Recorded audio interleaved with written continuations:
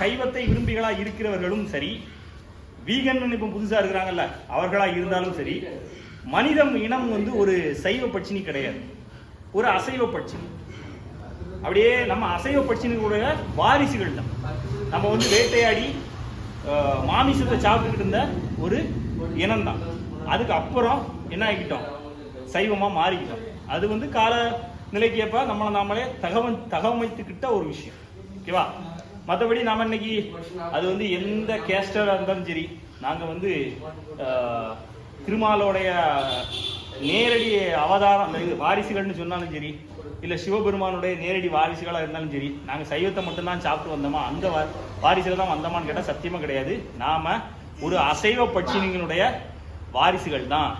மனிதனும் ஒரு மிருகத்தினுடைய சேர்ந்த ஒரு உயிரினம் தான். ஓகேவா? அப்படிதான் சாப்பிட்டு இருந்தா மாறி போச்சு. ஓகே, அதனால மாட்டு கொழுப்பு சேர்ந்த லட்டு